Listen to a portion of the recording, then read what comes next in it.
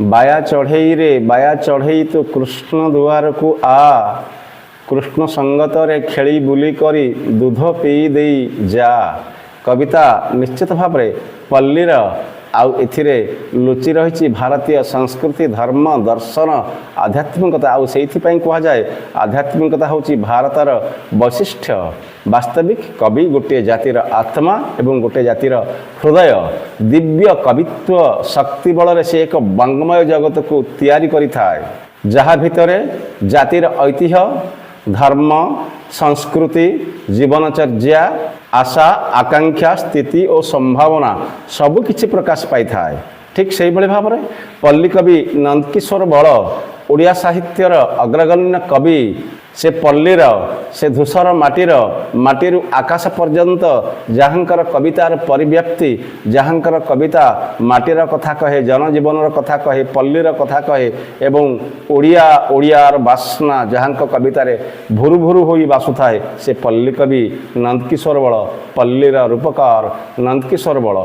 आज आम आलोचना करवा तीर्थयात्रा कविता ए कवितार नामकरण कहीं तीर्थयात्रा करा जायछि एही प्रश्नर अंततः उत्तर आमको मिल जाव। यार प्रथम 12टी पद मध्य यहाँ दुई भाग में विभक्त कर आलोचना करा जिवो एवं सामग्रिक भाव में यार एक भिडियो मध्य मु तुम मानक पई प्रस्तुत कर देछि। छात्र छात्री माने देखंतु कहा जायछि प्रथम पदरे खेलुथिली करी धूली घर बंधु आसी कहिले मोहर चाल जीवा तीर्थयात्रा करी आनंद धामरे जही हरि से धूली घर करी खेलुथिले बोली प्रथम कह जायछि। जो पिला माने धूली घर खेलती दांडरे यही भाव में से धूली घर खेलुथिले वास्तविक ईश्वर संतान भाव में आमे समस्ते धूली घर करी खेलु थाउ एवं खेल किए जीति जाए किए हारी जाए आउ खेलू किए अधा जे धूली घर भांगी मध्य चली जाए। ठीक यही अवस्था बंधु आसी पहुँचले एवं कहले आस तीर्थयात्रा करी जिबा प्रथम पदर यही प्रकाशमान कथा कह जायछि जार अर्थ निश्चित भाव में खूब सहज अच्छी।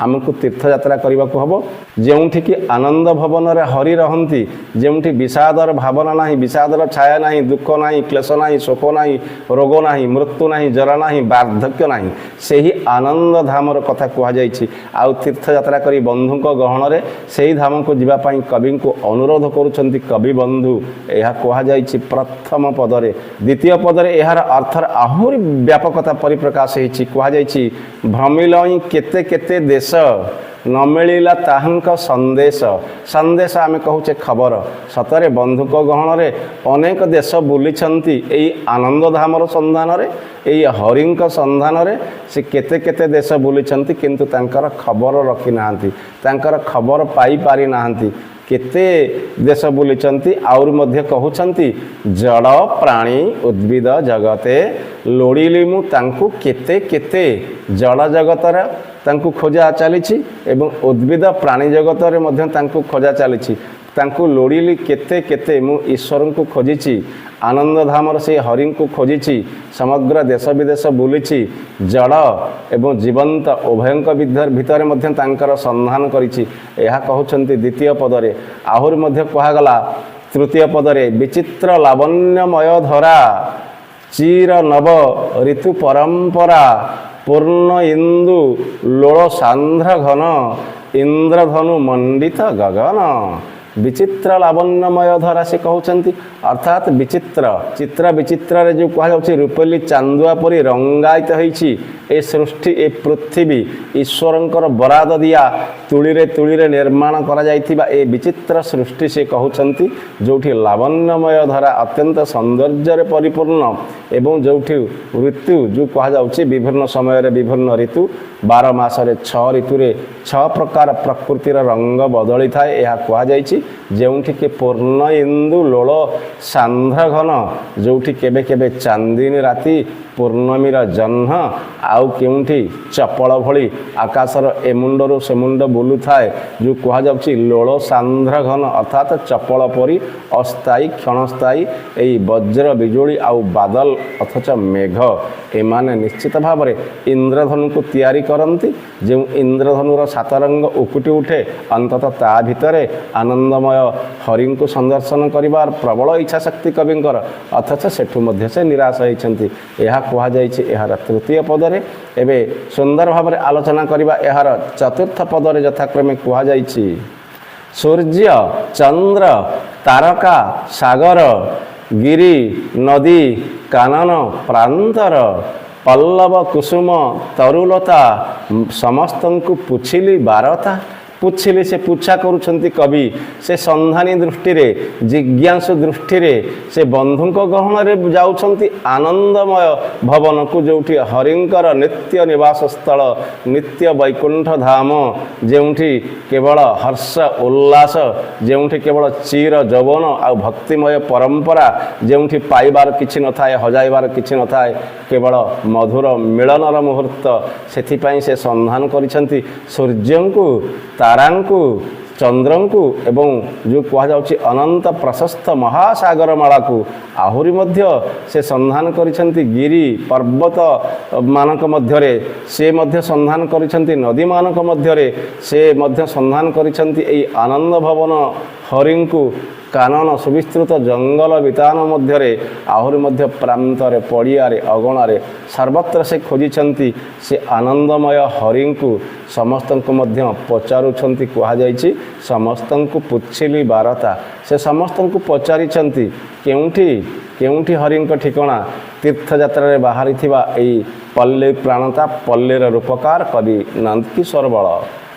କବିଙ୍କର ସନ୍ଧାନୀ ମନ, ସନ୍ଧାନୀ ଚକ୍ଷୁ ସେତିକିରେ ଅଟକି ଯାଇନାହିଁ, ଆହୁରି ମଧ୍ୟ ଜିଜ୍ଞାସୁ ମନ ନେଇ ସେ ପୁଛା କରିଛନ୍ତି। ପଞ୍ଚମ ପଦରେ ଯଥାକ୍ରମେ କୁହାଯାଇଛି ବିହଙ୍ଗମ ମଧୁର ନିସ୍ୱନ ନର ନାରୀ ସୁନ୍ଦର ଆନନ ଅବନୀର ଅତୀତ କାହାଣୀ ଜ୍ଞାନୀ କବି ଉପଦେଶ ବାଣୀ। ସର୍ବତ୍ର ସେ ଖୋଜିଛନ୍ତି ବିହଙ୍ଗମ ମଧୁର ନିସ୍ୱନ ଅର୍ଥାତ୍ ପକ୍ଷୀମାନଙ୍କର କଳକୁଜନ କିଚିରି ମିଚିରି ଶବ୍ଦରେ ସେ ସନ୍ଧାନ କରିଛନ୍ତି ସେହି ଈଶ୍ୱରଙ୍କୁ, ସେହି ପରମାତ୍ମାଙ୍କୁ। ଆଉ ନରନାରୀ ସୁନ୍ଦର ଆନନ, ଯେଉଁ କୁହାଯାଉଛି ସମଗ୍ର ଜୀବଜଗତର ଶ୍ରେଷ୍ଠ ପ୍ରାଣୀ ମନୁଷ୍ୟମାନଙ୍କର ମୁହଁକୁ ଚାହିଁ ସେ ଖୋଜୁଛନ୍ତି ସେ ହରିଙ୍କୁ। ଅବନୀର ଅତୀତ କାହାଣୀ ଜ୍ଞାନୀ କବି ଉପଦେଶ ବାଣୀ। ପ୍ରତ୍ୟେକଟି କବିମାନଙ୍କର ପୁସ୍ତକରେ, ପ୍ରତ୍ୟେକଟି କବିମାନଙ୍କର ଗ୍ରନ୍ଥରେ ଏବଂ ଇତିହାସରୁ ସେ ଖୋଜୁଛନ୍ତି ଈଶ୍ୱରଙ୍କୁ। ଏହା କୁହାଯାଇଛି ପଞ୍ଚମ ପଦରେ। ଷଷ୍ଠ ପଦରେ ମଧ୍ୟ ଯଥାକ୍ରମେ କୁହାଯାଇଛି ଖୋଜି ଖୋଜି ହେଲି ମୁଁ ନିରାଶ। ଖୋଜି ଖୋଜି ହେଲି ମୁଁ ନିରାଶ। କବିଙ୍କର ଖୋଜା ସରିନାହିଁ।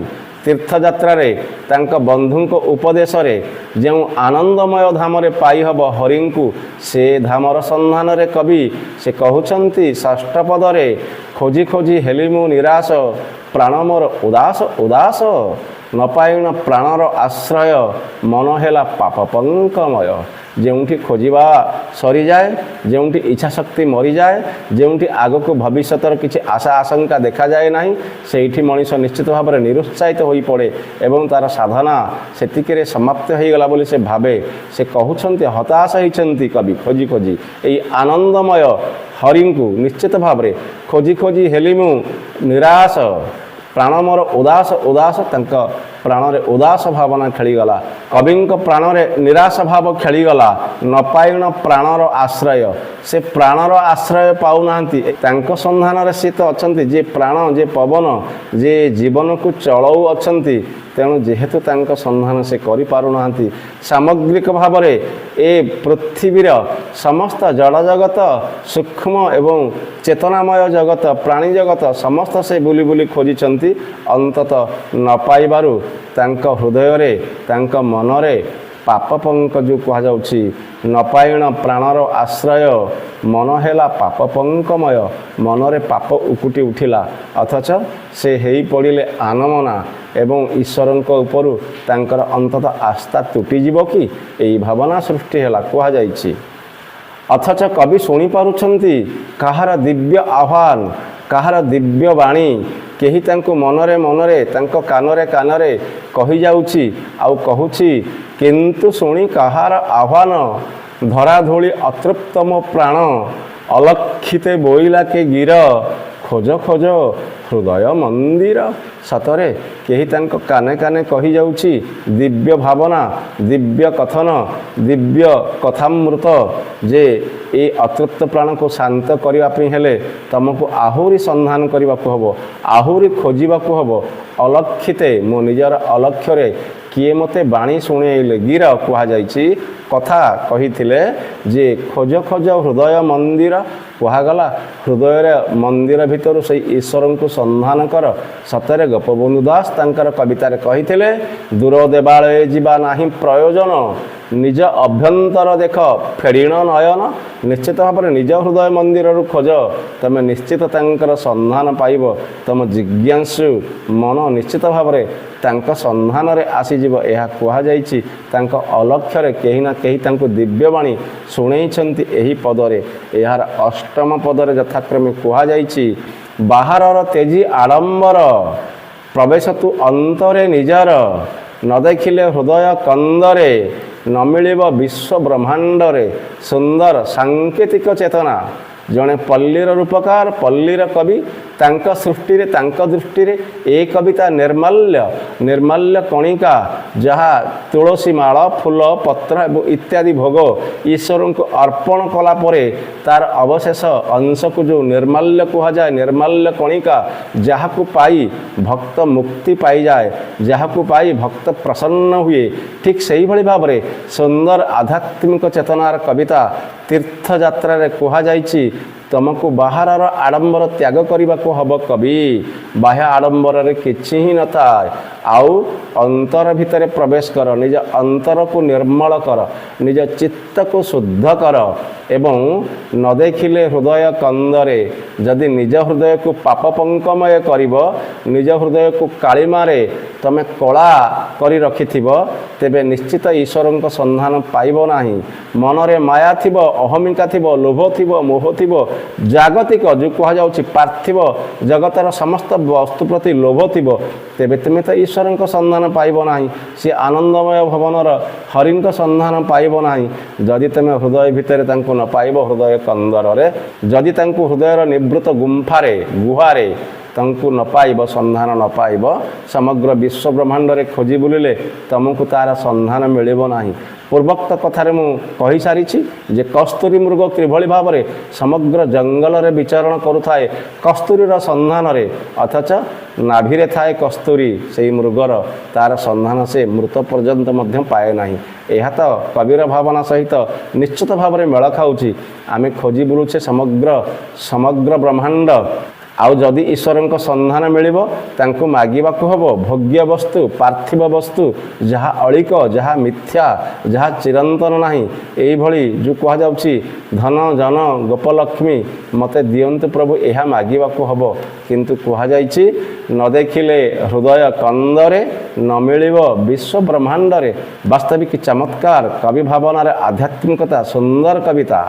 ପରବର୍ତ୍ତୀ ନବମ ପଦରେ ଅତି ସୁନ୍ଦର ଭାବରେ ବୁଝେଇ ଦିଆଯାଇଛି, ଦେଖିଲି ମୁଁ ଅନ୍ତରକୁ ଚାହିଁ, ଅନ୍ଧକାର ଛଡ଼ା କିଛି ନାହିଁ, ଥିଲା ଯାହା ଜ୍ଞାନ ମୋ ସଞ୍ଚିତ, ସଂଶୟ ଯେ କଲା ଦ୍ୱିଗୁଣିତ।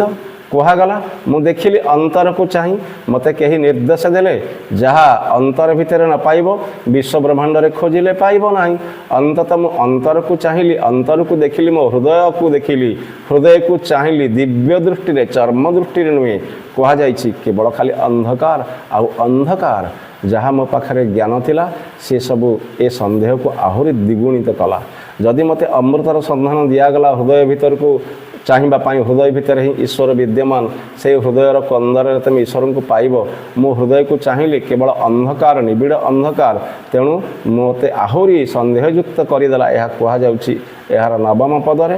ଦଶମ ପଦରେ ଯଥାକ୍ରମେ କୁହାଯାଇଛି, ନୈରାଶ୍ୟରେ ଜର୍ଜରିତ ପ୍ରାଣ, ହେଲା ପୁଣି ଦୁଃଖେ ମ୍ରିୟମାଣ, ସଂସାରର ସୁଖ ସଖ୍ୟ ଜ୍ଞାନ, ପ୍ରାଣେ ଶାନ୍ତି ନ କଲା ପ୍ରଦାନ। କୁହାଗଲା ନୈରାଶ୍ୟରେ ପ୍ରାଣ ଜର୍ଜରିତ ହୋଇଗଲା। କେଉଁଠି ସନ୍ଧାନ କରିବି ଈଶ୍ୱରଙ୍କୁ, କେଉଁଠି ଭଗବତ ଶକ୍ତିର କୃପାକୁ ଲାଭ କରିବି? ସମଗ୍ର ଜଗତ ଅଣ୍ଡାଳି ସାରିଲାଣି, କିନ୍ତୁ ଚୈତନ୍ୟମୟ ପୁରୁଷଙ୍କର ସନ୍ଧାନ ଯଦି ମୋ ହୃଦୟରେ ଅଛି, ମୋ ଅନ୍ତରରେ ଅଛି, କିନ୍ତୁ ସେ ଗିରି ଗୁହା ତ କେବଳ ଅନ୍ଧକାରରେ ପରିପୂର୍ଣ୍ଣ, କେଉଁଠି ପାଇବି? କବିଙ୍କର ସନ୍ଦେହ ବଢ଼ୁଛି, ଜୀବନ ଉପରୁ ଆଶା ତୁଟି ଯାଉଛି, ଆଉ ସେ ନୈରାଶ୍ୟରେ ଜର୍ଜରିତ ହେଉଛନ୍ତି, ଦୁଃଖରେ ମ୍ରିୟମାଣ ହେଉଛନ୍ତି ଏବଂ ସମସ୍ତ ସଂସାରର ସୁଖ ଆଉ ସଖ୍ୟ ଜ୍ଞାନ, ସଖା, ସୁହୃଦ, ବନ୍ଧୁ, ପରିବାର ଇଏ ସମସ୍ତ କବିଙ୍କୁ ତୁଚ୍ଛ ମନେ ହେଉଛନ୍ତି। ତେଣୁ କେହି ପ୍ରାଣରେ ଶାନ୍ତି ପ୍ରଦାନ କରୁନାହାନ୍ତି। କାରଣ ତୀର୍ଥଯାତ୍ରୀଟିଏ ଯଦି ଯାତ୍ରାର ଉଦ୍ଦେଶ୍ୟ ସଫଳ ନହେଲା, ତୀର୍ଥଯାତ୍ରୀଟିଏ ଯଦି ଯାତ୍ରା ପଥରେ ତା'ର ଲକ୍ଷ୍ୟସ୍ଥଳରେ ପହଞ୍ଚି ନ ପାରିଲା, ତାହେଲେ ସେ ଯାତ୍ରା ବିଫଳ ହେଲା ବୋଲି ଏହା ପ୍ରମାଣିତ ହେବ ଏବଂ ଯଥାର୍ଥରେ ଏହି ତୀର୍ଥଯାତ୍ରା କବିତାର ନାମକରଣକୁ ଏଠାରେ ସାର୍ଥକତା ପ୍ରତିପାଦନ କରାଯାଇଛି। ନିଶ୍ଚିତ ଭାବରେ ଏବେ ଏହାର ଆମେ ଆସନ୍ତୁ ଏକାଦଶ ପଦକୁ ଆଲୋଚନା କରିବା, ଯାହା କୁହାଯାଇଛି, ଶୁଣିଲି ମୁଁ ଅଜ୍ଞାତ ଆଦେଶ, ଶୁଦ୍ଧ କର ହୃଦୟ ପ୍ରଦେଶ, ପବିତ୍ର ନ କଲେ ପ୍ରାଣ ମନ, ପାପୀ ସତ୍ୟ ନ କରେ ଦର୍ଶନ। ଚମତ୍କାର ପଦପଙ୍କ୍ତି କବିଙ୍କର କୁହାଯାଇଛି, ଶୁଣିଲି ମୁଁ ଅଜ୍ଞାତ ଆଦେଶ, ଅଜ୍ଞାତରେ ଜଣେ କେହି ଅଜ୍ଞାତ ଅଜଣା, ଏଇ ଆଦେଶ ମୋତେ ହେଲା ଯେ ତୁମେ ତୁମର ହୃଦୟକୁ ଶୁଦ୍ଧ କର, ପବିତ୍ର ଯଦି ନ କରିବ ତୁମ ପ୍ରାଣକୁ, ତୁମ ମନକୁ, ନିଶ୍ଚିତ ଭାବରେ ତୁମେ ପାପୀ, ଆଉ ପାପୀ କେବେ ସତ୍ୟକୁ ଦର୍ଶନ କରିପାରେନି। ଈଶ୍ୱର ସତ୍ୟ, ଈଶ୍ୱର ଚିରନ୍ତନ, ତେଣୁ ତାଙ୍କୁ ଦର୍ଶନ କରିବାକୁ ହେଲେ ତୁମକୁ ପାପ କାଟିବାକୁ ହେବ, ପାପରୁ ଦୂରେଇ ରହିବାକୁ ହେବ, ହୃଦୟକୁ ନିର୍ମଳ କରିବାକୁ ହେବ। କୁହାଯାଇଛି ଏହାର ଏକାଦଶ ପଦରେ, ଦ୍ୱାଦଶ ପଦରେ ଯଥାକ୍ରମେ ଆହୁରି ସୁନ୍ଦର ଭାବରେ କୁହାଯାଇଛି, ମନ ରିପୁ କବଳୁ ବାହାର, କରିବା ତ ବିଷମ ବ୍ୟାପାର, ବିଷମ ସଂଗ୍ରାମେ ପରାଜିତ, ବାରମ୍ବାର ହେଲଇଁ ବ୍ୟଥିତ। କୁହାଯାଇଛି ମନ ରିପୁ, ମନ ଏକ ବେଗବତୀ ନଦୀ, ମନ ଏକ ଅଳସୀ ନଈ, ମନ ଏକ ଝରଣା, କେତେବେଳେ ପାପରେ ପ୍ରବୃତ ଆଉ କେତେବେଳେ ପୁଣ୍ୟର ଗହିର ଘର ଭିତରେ ସେ ଶଙ୍ଖକୁ ନିନାଦ କରୁଥାଏ, ଶଙ୍ଖଧ୍ୱନି କରୁଥାଏ। ଏମନ୍ତ ମନ, ମନ ରିପୁ କବଳୁ ବାହାର, ମନରୂପକ ଶତ୍ରୁ କବଳରୁ ବାହାର ହେବା କାହାରି ସାଧ୍ୟ ନାହିଁ। ସେଇ ଯୋଗୀ ଯେଉଁମାନେ ନିଷ୍କାମ ଯୋଗ ସାଧନା କରନ୍ତି, ଯେଉଁମାନେ ପଞ୍ଚେନ୍ଦ୍ରିୟଙ୍କୁ ନିଜ କବଳରେ ଅଧୀନରେ କରି ରଖନ୍ତି, ସେଇମାନେ କେବଳ ମନରିପୁର କବଳରୁ ବାହାରି ଯାଇଛନ୍ତି ସତ୍ୟ ଚିରନ୍ତନ ସତ୍ୟର ସନ୍ଧାନରେ, ଏହା କୁହାଯାଇଛି। କିନ୍ତୁ ମନ ଶତ୍ରୁର କବଳରୁ ବାହାରି ଯିବା ତ ବିଷମ ବ୍ୟାପାର, ସୁବିଧାଜନକ ନୁହେଁ, ସନ୍ତୋଷଜନକ ନୁହେଁ ଏବଂ ଏହା ମଧ୍ୟ ସମ୍ଭବ ନୁହେଁ। ବିଷମ ସଂଗ୍ରାମେ ପରାଜିତ, ବାରମ୍ବାର ହେଲଇ ବ୍ୟଥିତ, ବାରମ୍ବାର ଇଚ୍ଛା କରୁଛି ଅନ୍ତରକୁ ଧୋଇଦେବା ପାଇଁ ପବିତ୍ର ଗଙ୍ଗା ଜଳରେ, ହୃଦୟକୁ ନିର୍ମଳ କରିବା ପାଇଁ। କେବଳ ବାହ୍ୟ ନିର୍ମଳ, ବାହ୍ୟ ଆଚରଣ ଏହା ଦୁନିଆକୁ ଦେଖାଯାଏ, କିନ୍ତୁ ଅନ୍ତର ଭିତରେ ଶତ ଶତ ପାପ ପଙ୍କମୟ ଆବର୍ଜନା କୁଢ଼ କୁଢ଼ ଜମା ହୋଇ ରହିଥାଏ। ସେଥିରେ କିଭଳି ଭାବରେ ଆମେ ଆନନ୍ଦମୟ ହରିଙ୍କର ସନ୍ଧାନ କରିପାରିବା, ତୀର୍ଥଯାତ୍ରାର ପୁଣ୍ୟ ଫଳକୁ ଲାଭ କରିପାରିବା, ଆଉ ସେଥିପାଇଁ କୁହାଯାଇଛି ହୃଦୟକୁ ନିର୍ମଳ କର। କବି କୃଷ୍ଣଚନ୍ଦ୍ର ତ୍ରିପାଠୀଙ୍କ ଭାଷାରେ, ସବୁ ଗରଳରୁ ମଣିଷ ଗରଳ ଅତି ଉତ୍କଟତର, ହେମର ମଣିଷ ହୃଦୟ ନିର୍ମଳ କର। ଜଗନ୍ନାଥ ଦାସଙ୍କର ଭାଗବତରେ ଯଥାକ୍ରମେ କୁହାଯାଇଥିଲା, ମୋ ପ୍ରଭୁ ଅଛି ମୋହ ପାଶେ, ମୁହିଁ ନ ଜାଣେ ମୋହ ବସେ। ନିଶ୍ଚିତ ଭାବରେ ଏ ପିଣ୍ଡ ବ୍ରହ୍ମାଣ୍ଡ ତତ୍ତ୍ୱ ଯାହାର ସନ୍ଧାନରେ ପଲ୍ଲୀର ରୂପକାର ପଲ୍ଲୀ କବି ନନ୍ଦକିଶୋର ବଳ। ଧନ୍ୟବାଦ।